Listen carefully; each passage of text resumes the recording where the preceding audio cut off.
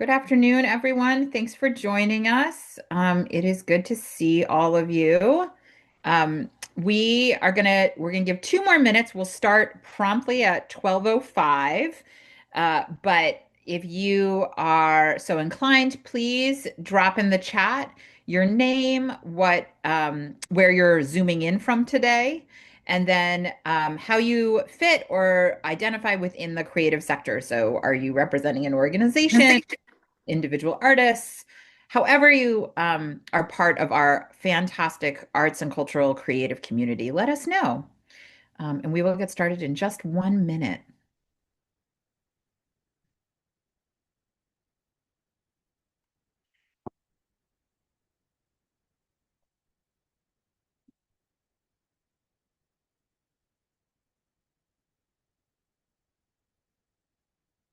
We've got a filmmaker and a board member of Mass Humanities from Northampton. We've got someone from the Fall River Arts and Culture Coalition. Phenomenal. Marketing director at Global Arts Live.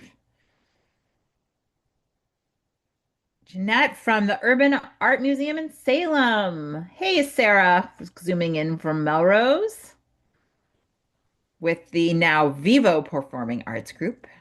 Used to be Celebrity Series. It's good to see all of you in the chat and on the screens. Courtney's with Vivo too. Fantastic. Okay. So we are gonna, yes, wonderful. Love to see the Fall River Contemporary Art Museum joining us. Um, awesome, awesome, awesome. So, hi, I'm Emily Ruddick. I'm Executive Director of Mass Creative. I'm joined with Kelsey Road, who's our Director of External Relations, and Anissa Katana, who is our Development Manager.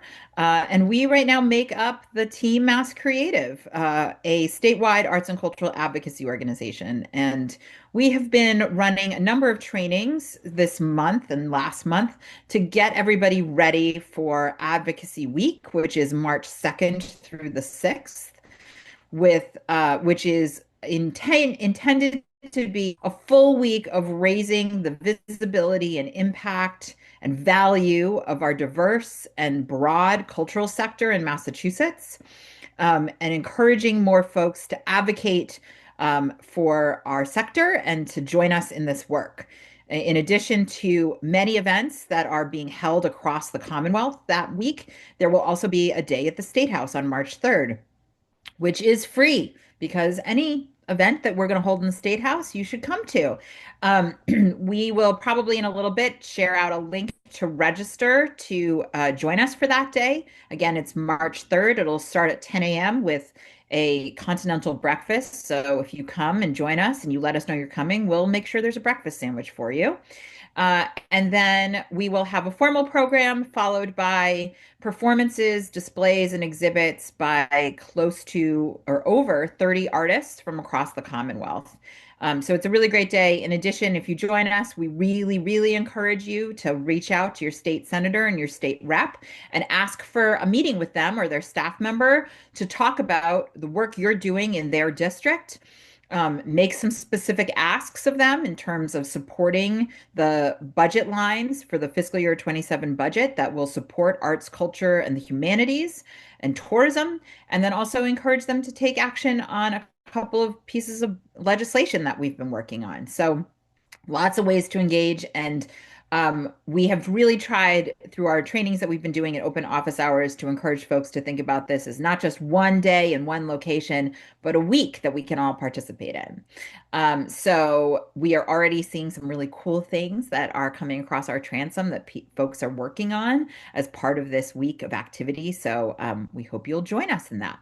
So, today our focus is going to be around 501c3s and what you can and can't do as a 501c3 when it comes to advocacy. And here's the spoiler. You can do a lot. In fact, you can do almost everything as a 501c3. But you need to be thoughtful about it. You need to be transparent about it. And we'll go through all those steps. I'll share a slide in just a second. But I also just want to preface this with the nonprofit sector is made up of several different 501c3 types, excuse me, 501 types. Um, And so the one that we're all sort of most familiar with is the 501c3. That is the one that has community benefit baked into it and allows for folks to give money and receive a charitable deduction when they do that. So when we're talking about this whole conversation, we are really talking about an IRS designation and tax law. So this is not about the value of your work. It is not about the role you play in your communities. It is not about how you are serving the people who need your work the most. It is literally about tax law and protecting your 501c3 status so you can continue to receive donations that are incentivized through that charitable deduction. Okay. So let me get my slides shared. One moment. Okay.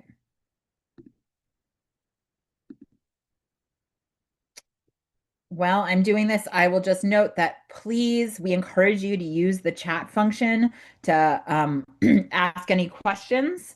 We'll have actually time for questions towards the end, so we will go back through that chat and reference any of the questions that are asked.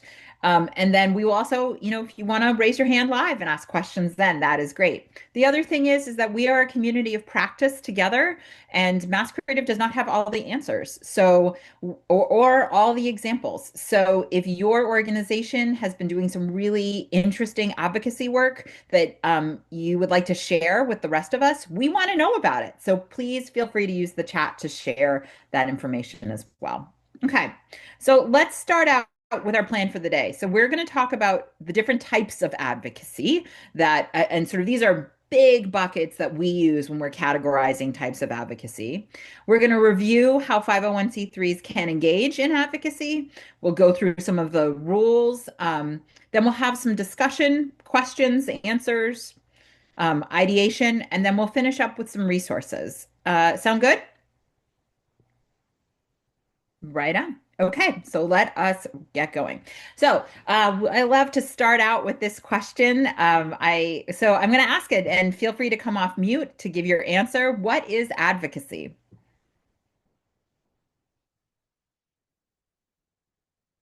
Feel free to use the chat function as well.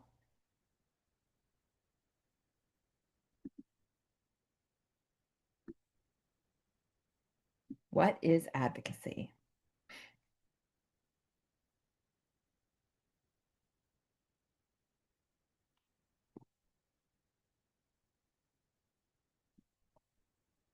Rallying for something you believe in, particularly policy, using your position to help and support others. Love those answers. Yes, yes, totally right. Advocacy starts with being informed, urging action to support a position. At Mass Creative, we like to say advocacy is asking for what you need. I think one of the things that we find is oftentimes folks feel really overwhelmed when we start talking about advocacy, and we want to make it as simple as possible. And also remind you all that every single day you have been advocating. You've been asking for things that you need, whether it is to a parent or a caregiver when you are small, whether it is to a boss, or it is an elected official. All of that is advocacy. And drawing from those experiences is incredibly important when we are doing this work because you're not learning a new skill. You are simply harnessing a skill that you have used before in a particular way.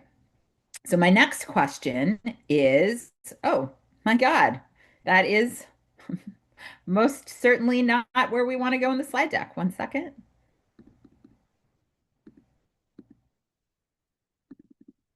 You all are getting a preview. Okay, so what is advocacy? It's asking for what you need. And then my next question is, why does advocacy matter? And feel free to come off mute or use the chat function.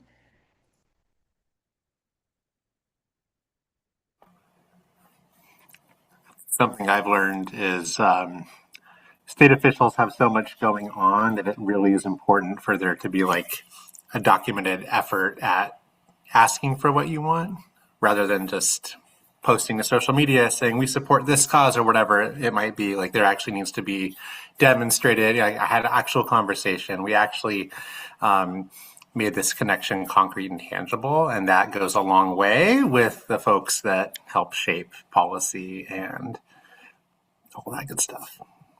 Awesome. Thanks, Wes. I'm also seeing in the chat there's not enough resources for everyone. The squeaky wheel gets the funds, collective voice and collective action creates and shapes change. Thanks, Lauren.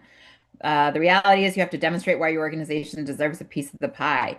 Yeah, so let's just talk about this for a second because one of the things that this is bringing up is, um, I think we can think about a lot of this in a lot of ways, and we can think through a scarcity lens, right? That there's not enough to go around, and unless we're loud and unless we prove that we're better than another issue or another sector, we're not going to get what we need. And sure, we can continue to move in that direction.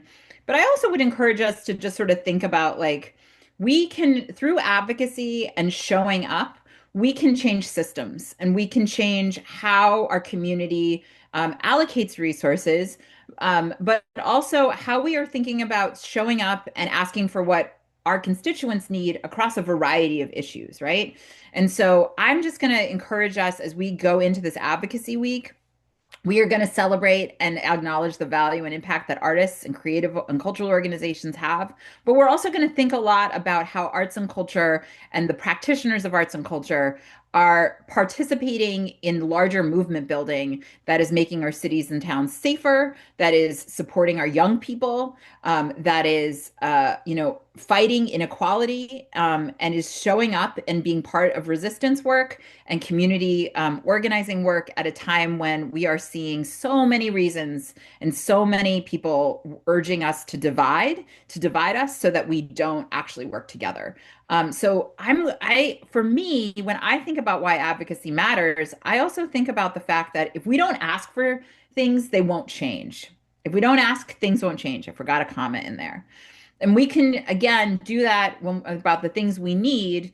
And we can do that in different ways where we think about how we are actually realizing a more equitable and just Massachusetts that everyone benefits from access to arts and culture, as well as everyone benefits from financially attainable housing, healthy food, health insurance, and access to health, right? So these are why this matters. And I would also just say that one of the things that I and my team have encountered over the years is that we get asked a lot of questions. One is, well, we can't do this. We're a 501c3. We're not allowed to advocate. And I'll tell you why that's not true in a moment. And then the other one that actually we got a couple weeks ago was, well, our elected officials talk about why arts and culture are important all the time. They're already convinced. Why do we need to engage in this? And there's a lot of reasons why, which is like, first of all, congratulations that you have state reps and state senators who can really talk off the cuff and express their appreciation for the value of the work that you're doing, can talk about the myriad benefits that arts and culture bring to their districts. And that's great, but they need backup and they need arrows in their quiver when they are talking with their colleagues, when they are in meetings where someone is saying we should be funding this or we should be funding that, or why should we care about a specific language change in a bill that will help make more artist workspace possible. We need to make sure that they know we're paying attention, that they know the stories of impact, and that when we're able to go into spaces like the State House all together and demonstrate that we are a large constituency that is paying attention and is asking for things that we need. So even if you have the best champion of an elected official, that doesn't happen by accident and it isn't a given. And so consistently engaging in advocacy and engaging your members or your audiences or your board members in this work is crucial to make sure that we protect the things that we've been able to grow and that we can continue to move forward in a more equitable and just creative economy for everyone in Massachusetts. So let's get into it. We like to talk about four different types of advocacy. And this is, I think, helpful to sort of just sort out and think about like how you and your organization might consider engaging in this work. And I think one of the other things I will say is that oftentimes advocacy and lobbying get confused, right? We think all advocacy is lobbying and all lobbying is advocacy, and that's not true. So let's dig in. So, the first type that I want to talk about is research, right? And this to me is like the bedrock of any successful advocacy we can do, right? And we've seen this in so many different issue areas and in so many different ways, including our own, right? For so many years, we have been able to make the case that arts and culture are a sound public investment that the state should be directing dollars to because of the economic return. And that's based on data that's been collected by a number of sources, including Americans for the Arts. We know how important the work we're doing is. We can feel and see the benefits every day. But moving our advocacy beyond simply just our board and our staff to our audiences, to arts consumers, to the recipients of the storytelling work that we're doing, all of that sort of next wave or next circle is crucial in building out a stronger sort of public opinion that supports increased policy for arts and culture. And that can happen in lots of different ways, right? That can happen through a storytelling campaign. That can happen through, isolating a specific issue that is stopping your organization from doing the work you know is crucial, and making sure that folks know that, like, hey, if we were able to do these three things, we would be able to have much more access to arts and culture participation in our community. And this is why we're interested in this right now, right? We also need to educate our elected officials on these issues, right? So again, making sure that they are aware that we are losing artists, we are losing artist communities because it is becoming less and less. Folks are having a harder and harder time finding affordable, accessible, creative workspace, right? Our elected officials aren't going to do anything about it if they don't know that this is happening. And another piece of public education is what we're doing right now. It's holding trainings and workshops. It's bringing folks together to identify and say, like, hey, we're all interested in this. Let's learn more about this specific issue, or let's dive into how we can navigate this challenge together, or how we can do community organizing together. So all of that goes under the category of public education. The next category is voter education, right? So again, and this is where I just want to be, we'll get into the weeds a little bit more, but voter education and candidate education is something entirely different than like activities, right? So you can connect with candidates running for office in your community and let them know about the work that you're doing, let them know about the challenges that you are facing as a leader or a staff member of an arts and cultural organization. And you can say to them, hey, I really would love to know, like, as you're doing this campaign, what are your priorities? What's your vision for arts and culture in this district that you're going to serve?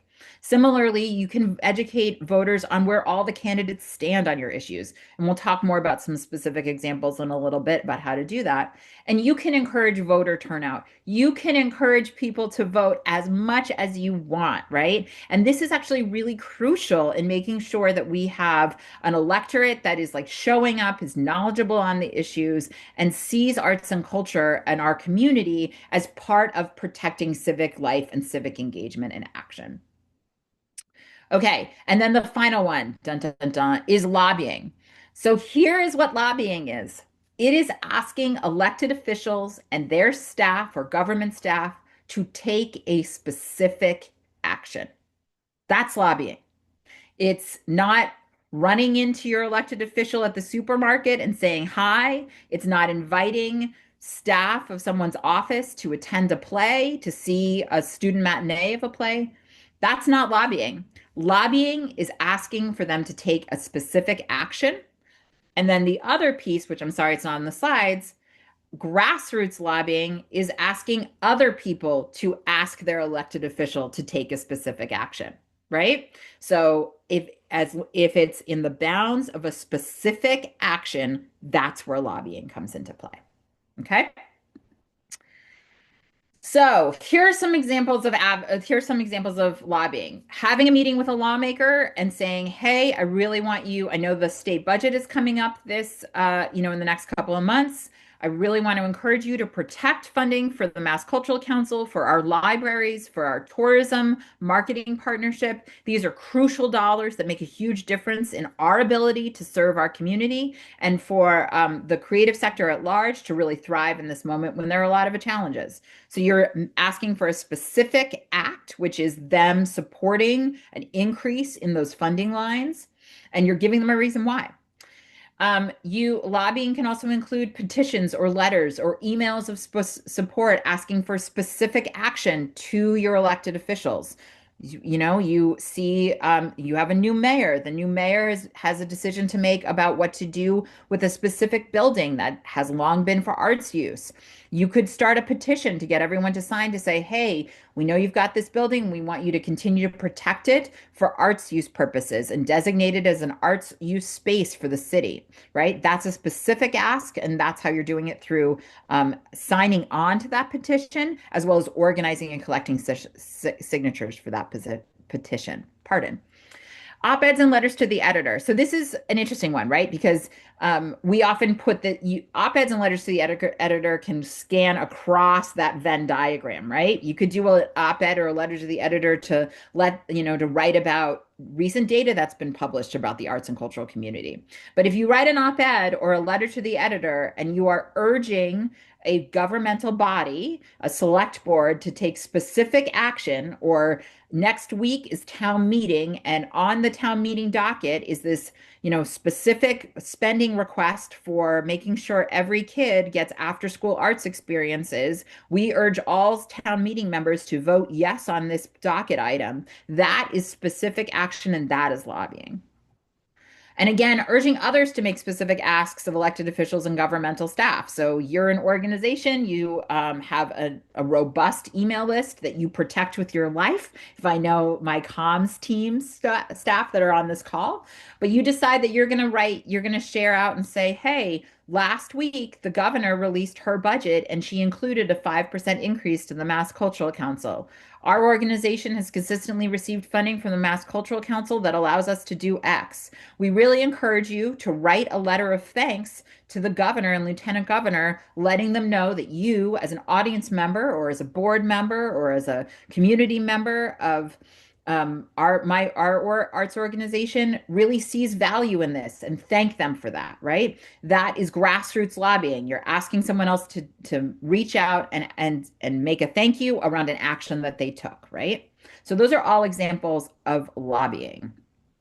So so to review, and you'll see I've got my color-coded check marks. When it comes to nonprofits and advocacy, you can do as much research as you want. You can do public education until you're blue in the face. You can send as many reminders to letting your folks know that it's election day or primary day in Massachusetts and that you should make a voting plan. What you can't do unlimited amounts of is lobbying. And this goes back to that 501c3 designation. Okay. So part of the piece around that IRS law is they're saying that when you qualify for 501c3 designation, when your organization qualifies, you are saying we have public purpose, like we are serving communities and we have a public purpose for the work that we are doing. And as a result, we are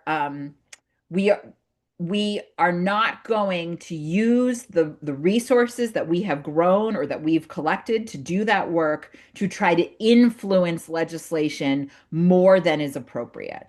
And so here's the question: what is appropriate? Per the IRS, no substantial part of a nonprofit's activities can be used to influence legislation. So that's really fun. So, literally, the law says no substantial part. It doesn't give you a dollar amount, it doesn't give you a time limit. It just says substantial.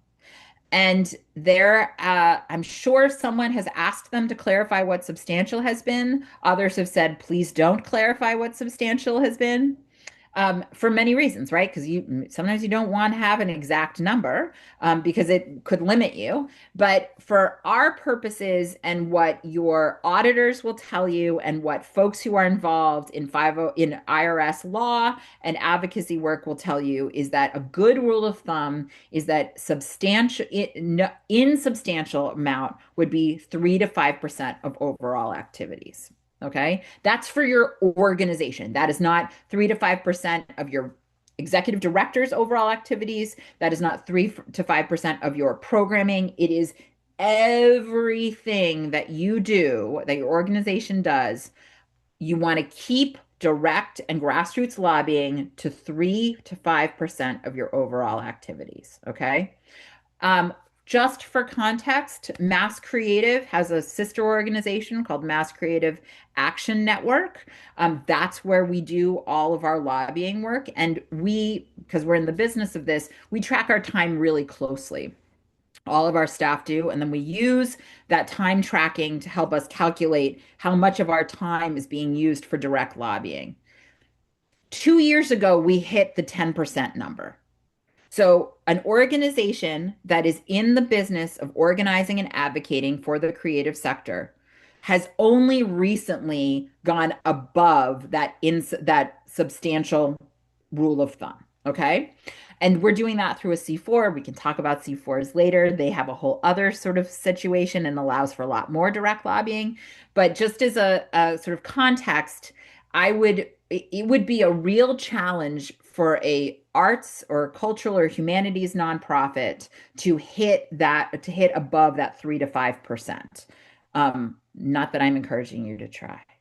But I want to again talk about some more specific examples of lobbying just to sort of reiterate this piece, right? So every year, your organization sits down with your city councilor to talk about what's happening. And in that meeting this year, you make a specific ask of that city councilor around something you're hoping that they will vote in favor of or introduce a law or introduce an ordinance for.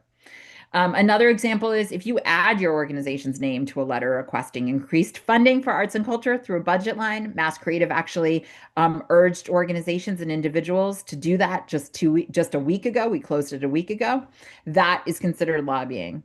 Hosting, if you wanted to host a meeting for regional legislators, right? Like, so folks who represent your region, who oftentimes work together on issues that affect your region, if you wanted to host a meeting for them and for creative sector leaders in that region, and during that meeting, you want to talk about specific pieces of legislation that you're hoping they will support or co-sponsor, that's direct lobbying. Can I, I'm sorry, can I ask a question? Yeah, sure, sure. So, adding your organization's name to a letter requesting increased state funding for a budget line, that takes 20 seconds. Exactly, Jen. Okay, so that would be like an example of a 1 minute of your overall activities for the year. Exactly. Okay. Exactly, Jen.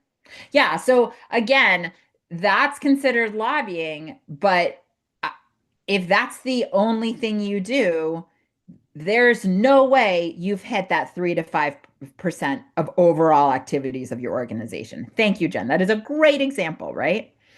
Um, asking for an earmark from your state legislator. So many arts organizations say, hey, during the budget process, we know you have the opportunity to file amendments to ask for specific funding for initiatives or organizations that are in your district. We really could use the extra help this year. Will you file an earmark that would provide us with $30,000 to do this program? That is a specific and direct ask that you're making of that state legislator, and that is considered direct lobbying. All right. So, how do you track this, right?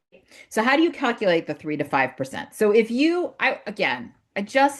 cannot, you're going to get bored of me saying this. I cannot reiterate just how much work you all are doing that is not direct or grassroots lobbying that makes it really hard to hit that 6% threshold, right? But some ways that you could do this is you could track your time, right? So if your executive director, if you could use, all of your staff or the staff that are focused on these issues, if you sort of say like every 6 months, we spend maybe 2 hours on this, that's a good indicator. You can also track your communications, right? So for your comms team, if you're sending out emails to your members or to your email list, and you send out 300 emails in a year, and one of those emails is about a piece of legislation that you're really passionate about, you can sort of total that up and say, like, this is nowhere near 6% of our overall activities or activations. Um, the other piece that I'm sorry, okay. So I'm gonna flip over and stop talking about direct lobbying and grassroots lobbying, and I'm going to talk about electoral advocacy because this is important and this is part of the larger conversation. Mass Creative has worked since its founding to engage during election seasons to make sure that arts and culture are on the ballot and that folks are talking about the issues that matter to artists, creatives, cultural bearers during election season with all candidates. And it's been really important. What we've seen is when we engage in these elections, we end up growing arts champions who get elected into office, right? And then can either push forward things that they already care about, but now they know that there's a constituency that cares about it too, that we can hold elected officials accountable on campaign promises they may make around arts and cultural policy. So this is important work that we should all be engaging in. And you can do that too, but you have to be thoughtful about it. And this is where I will get real serious and say, you can't futz around with this. So here are things that nonprofits can do. You can invite all candidates running for a specific office to meet with your members. You could hold a town hall, right? You must invite every viable candidate who is running for that office. So if they have collected the necessary signatures to get on the ballot, if they are filed with the Office of Campaign and Finance Reform, those are viable candidates, and every one of those candidates has to receive an invitation to meet with your members if you want to hold that town hall. You can share out a questionnaire with candidates running for city council, and then to all viable candidates, and then collect those responses and publish them on your website. You can urge your community to vote. You can urge your followers to vote. You can share information about how to vote and how to participate in the census and how to register to vote. You can do all of that. Here's what you cannot do. You cannot endorse a candidate. So you cannot collect questionnaires, read through the questionnaires, and then say, based on the responses, of all of these candidates, this candidate is the best candidate for the arts community. We really encourage you to support this candidate. You cannot do that. You cannot contribute dollars. You cannot contribute money from your organization to support a candidate. That also includes in kind. So if a candidate says, hey, I want to throw a fundraiser in your lobby after a performance, you can't give them that space for free. You cannot give them that space at a discounted rate. I would also go farther to say that's what the law says. Optics wise, it's not a great idea to allow one candidate access to your space, even if they are paying for it over another candidate, because that leads to an implied endorsement, which you may not mean to make, but could be read as an implied endorsement. So all candidates get equal treatment, right? That's a nonpartisan voter effort that you're working on. You cannot publish or communicate anything that explicitly or implicitly favors or opposes a candidate. So if there's an interview with a candidate running for office where they talk about their love of arts, you can't post that interview and say, how exciting to see a candidate talking about their love of arts, right? Because that is an implicit favoring of one candidate over the other. Um, okay, I'm going to. All right. So there's two more things I want to talk about with lobbying, and then I think we're going to move it to discussion. But the first one is if your organization, the leadership of your organization, the board of your organization is super gung-ho about this, about lobbying, direct and grassroots lobbying. And they feel like we're going to do this. We're going to hire a director of government affairs. We're going to hire a director of, mobilizing and advocacy. You very well may tip out of that 3 to 5%. But the IRS has a form for that. It's called the H form. And it provides you have to report how much money you are spending on this. That's the real indicator when we're talking about the IRS is how much money is actually going towards this work. And it allows for an increased amount than what that 3 to 5% might be. We are going to share some links at the end of this. I would really encourage you to check out Boulder Advocacy's resources and training and tools around the H form. You also are absolutely going to need to talk to your bookkeeper and your whoever you work with on your taxes to make sure that you are filing that H form correctly. I would also say that unless your organization's mission explicitly calls out advocacy for the sector or for an issue in its mission, you probably do not need an H form. But if you really want to be much more conservative about it, the H form exists. The other piece that I want to just lift up here is sometimes when we reach out to organizations to ask them to sign on to a letter urging an increase in the state budget for arts and culture, or asking for folks to testify at a hearing, whether it's at the city level, the town level, in front of select board members, or on the state level, our response back is, I don't know if our board would let us do that.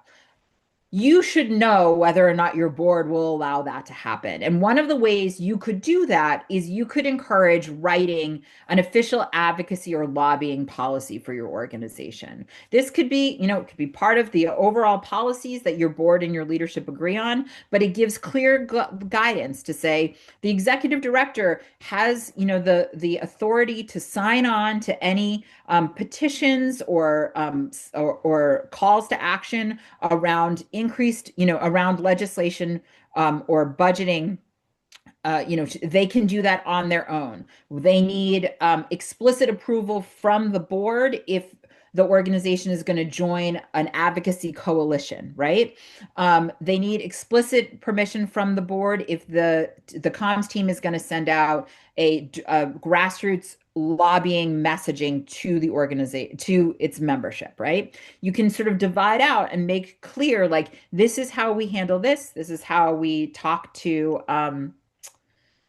this is how we, this is the moments where we need board approval. These are the moments when our executive director can make that decision for themselves, much like any other policy. It would be a really great thing if more organizations had a stated policy so that you can quickly respond when we need to, right? When things come up. We are not always in control of the legislative or the city's or towns like agenda. And so sometimes we all have to turn these things around really quickly. And so having clarity within your organization around how to do that makes a huge difference. Okay. So, before I move to discussion, I want to remind you that you are not your 501c3. I am not Mass Creative. Mass Creative is not me. Mass Creative is not Kelsey. Kelsey is an individual who has freedom of speech, has freedom to spend her time advocating for the things that she is passionate about, and to donate to candidates, should she wish to, that are important to her.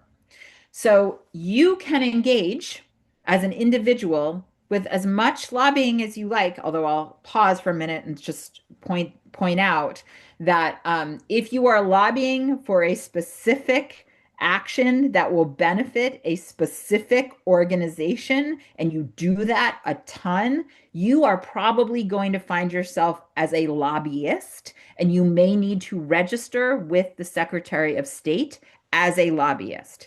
But if you are directly advocating for an issue or a sector that is very important to you, you can do that as a constituent as much as you want. You can also encourage your friends and your family and your networks to join you in that work. You can donate to candidates, talk about how great you think the next city councilor is going to be for your community as much as you like. but you can do that as an individual. You cannot do that as Emily Ruddick, Executive Director of Mass Creative. Okay? So now for discussion. I'm going to pause. I'm going to stop sharing and let's go through questions in the chat as well as any questions you all might have. Um, can we connect our communities with individual candidates or must be all candidates? Hey, Jen, so talk to me a little bit more about that. What would be an example of that? Well, I think you made it pretty clear in the electoral advocacy that it has to be all candidates, but it did say under voter education, connect candidates with your community. And so I wasn't sure if under, voter education or anything like we could Yeah, invite a gotta candidate to be come and all, it's got to be all candidates, right? You have to make that invite to all those candidates, right? So if you can't like do a fireside chat with just one candidate and your community and say like, hey, we want to hear what you think about this. The trick here is, and that we've had this experience, you have to invite all the candidates to have that opportunity. Those candidates do not all have to take you up on that opportunity. So we have held candidate forums for governor where some of the candidates declined our invitation. In that case, what we often do is we make a lot of disclaimers during the event to say an invitation was sent out to every candidate running for this position.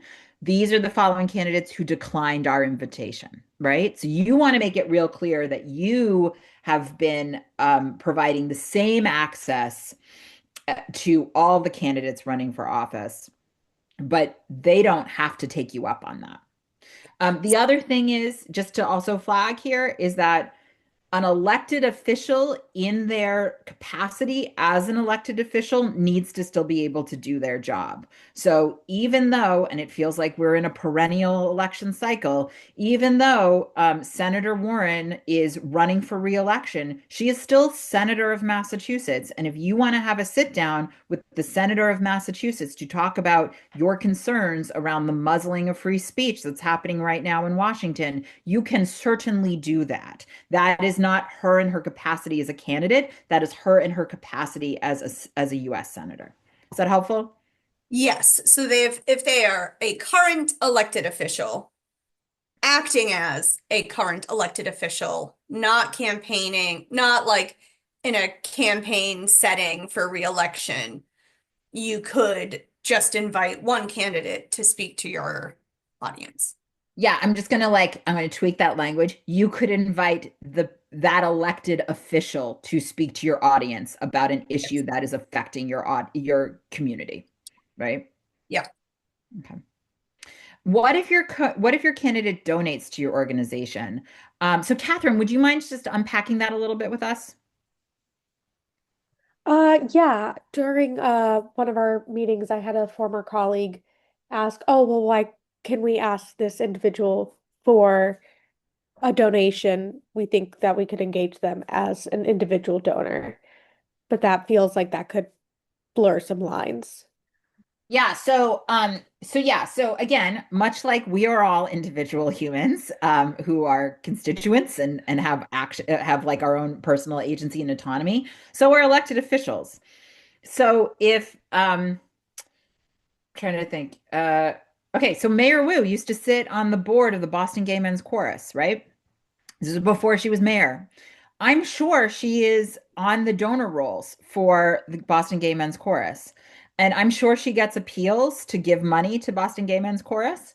Um, but I guarantee you she's not getting that email to her cityofboston.gov account, right? So you want to be real clear in any appeals that you would make it to encourage them to become a donor to your organization, that you are not doing it through their capacity as an elected official, that you are doing it through their capacity as someone who is supportive of your work, is an individual arts consumer who has attended an event and has given before. Is that helpful? Yes, thank you so much. No problem. Okay. So Jen asks, how does this all relate to discontent with with current leaders? That's a good question. So can you unpack that a little bit for me? Yes, and my apologies for asking so much, but I'm fired up right now. So at my organization, we have had 3 concerts canceled due to visa issues. So our work is being directly impacted by this administration. And I'm curious how, if we were to send an email that said, to our, not even saying like, don't vote for Trump, but saying this is what we're experiencing and we're upset about it, where does that fall? Yeah, so that's a really good question. So I would actually say that's in the public. Well, first of all, just to reiterate, and I know you're not saying this, Jen, you cannot send out any sort of communication that says do not vote for someone or do vote for someone. But what you Yes. can do is you can do the public education work. And I think a beautiful example of this was Mass MoCA must have been February or March of 2025, sent out a communication that talked about how their NEA grant had been canceled. And it had been canceled because the work that was going to be supported by that grant no longer fell along the requirements that at least 2 executive orders that the Trump administration had signed into law required of those grants, right? And they talked openly that this is what's happened. This work is our grant was canceled because of this decision that was made. And this is what it's going to mean for our community. They also were able to say, thanks to, and I believe I'm paraphrasing here, but thanks to private donations, we are still able to continue to do this exhibit. Um, they are doing the public education storytelling to connect what is happening on a federal level with how it is affecting community, right? They are not asking anyone to um to write to the president and urge him to rescind his executive orders. They are not urging, writing to, our congressional delegation to say, this is, you got to do something about this. So it is not direct or grassroots lobbying. It is education and storytelling. Now, if they included at the bottom of that message, write to your U.S. senator and your member of Congress and share with them just how upset you are and urge them to support this resolution that would override these executive orders, that would fall under grassroots lobbying. Okay. But again, as long as they keep it within that insubstantial definition, right, that 3 to 5%, they are well allowed to do that. Is that helpful? Very helpful. Thank you. Okay. Gail asks, do you have a link to a sample? You know what, Gail? I don't, but I will find some for you and we'll figure out how to share them out. And then Chuck asks, some elected officials maintain their own foundations to give support. They certainly do. And if you reach out to them through their foundation, totally above board. Again, if you want to, I would encourage us all to just keep our lanes as clear as we can. So writing to them through their government, phone, calling them on their office line, emailing them through their Gov account, or meeting with them in their capacity as an elected official to ask for a personal donation is going to muddy the waters, and you want to keep things nice and clear. Okay. Any other questions that folks have?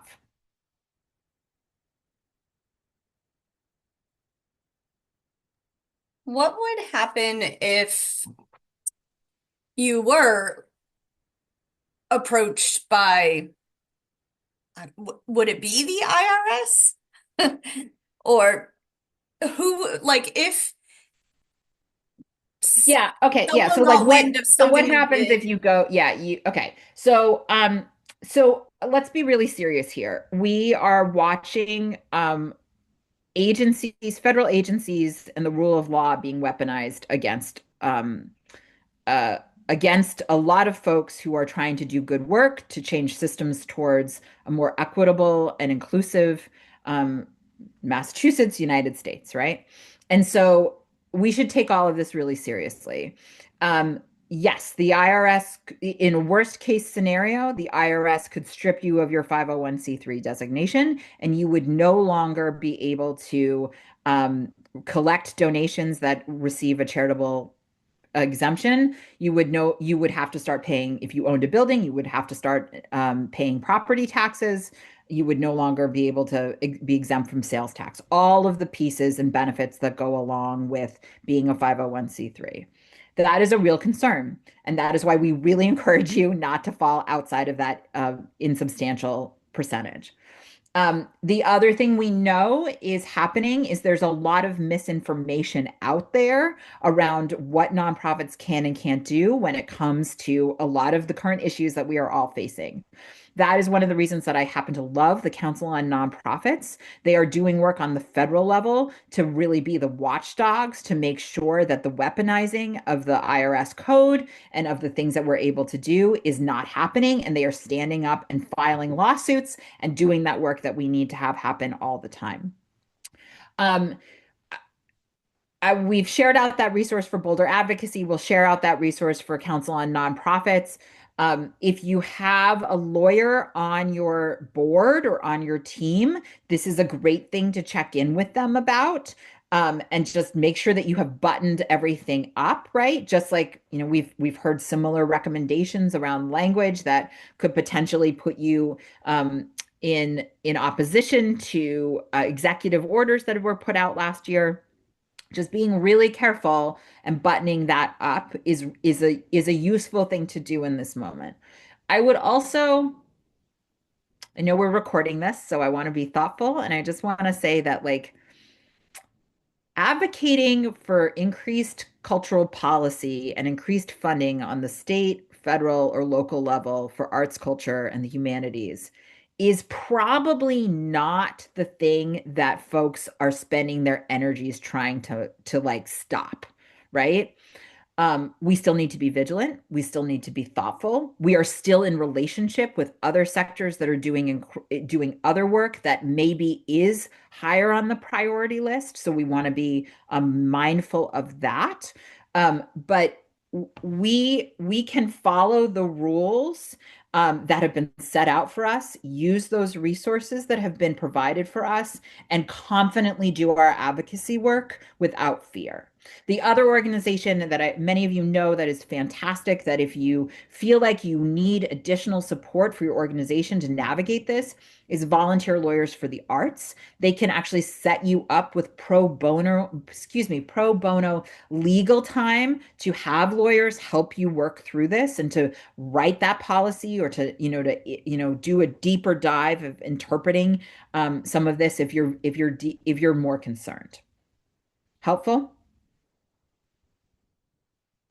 Okay. This may be very specific to my new position, but do you know if municipal employees can participate in lobbying of state representatives? Yeah, Miranda, you have to talk to your municipal HR office and probably legal counsel about that. I would also say that it should have been included in whatever ethics training you received as part of your onboarding experience in this new role. But yeah, double and triple check with them. Um, are the rules the same for executive officers and staff as for legislators? Yes, yes, they are. So if you are going to ask to have a meeting with the deputy chief of staff for Governor Healy, you need to follow the same rules that you would as if you're having a meeting with your state rep or with that state rep's legislative aide. Those all, and similarly, if you're going to have a conversation with municipal staff, right? If you're asking them to do a direct action, that is going to be considered lobbying, and you need to be mindful of all the things we just talked about.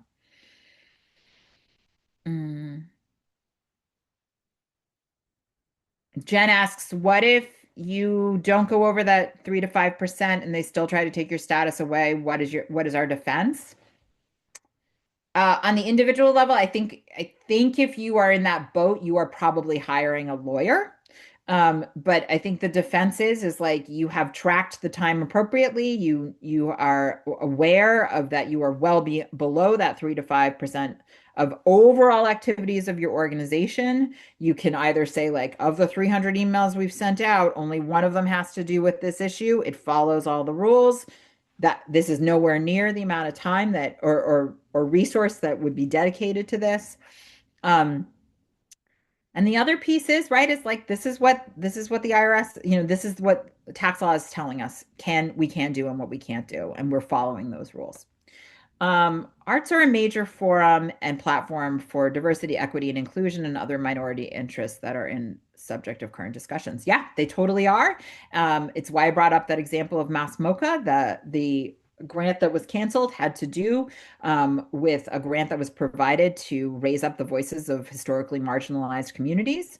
And it was removed, right? We are seeing that happen. That is absolutely true. And so that's not going to stop us from continuing to do the good work, but it does mean that we need to be in solidarity with other issues and other advocates. Going back to my previous, when we started this conversation, this is why we need to think across issue areas and find points of commonality and work together to change systems and to resist together.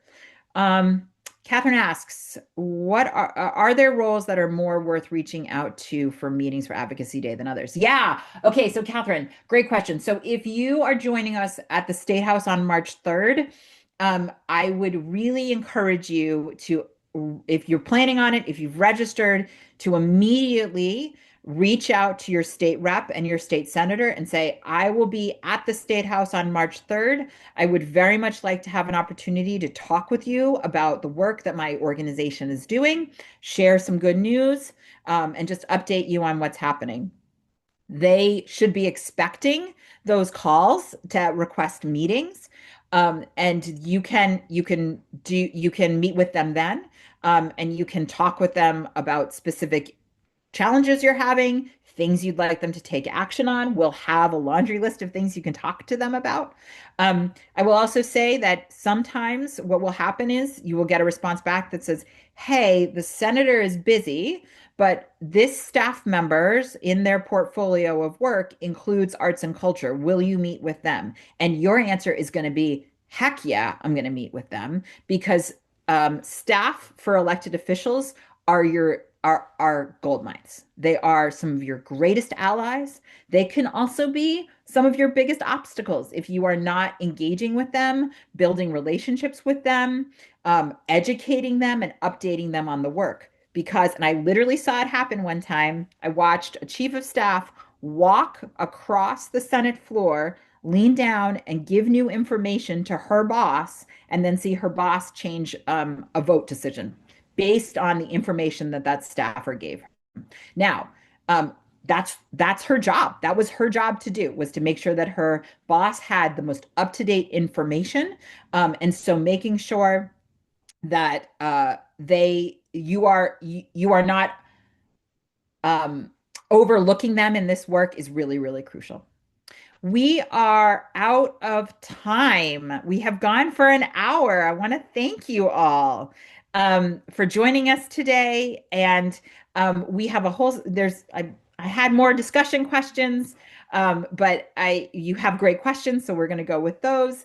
Please, the other thing I would say is that Advocacy Week is not just happening on one day at one time in one building. It is happening across Massachusetts.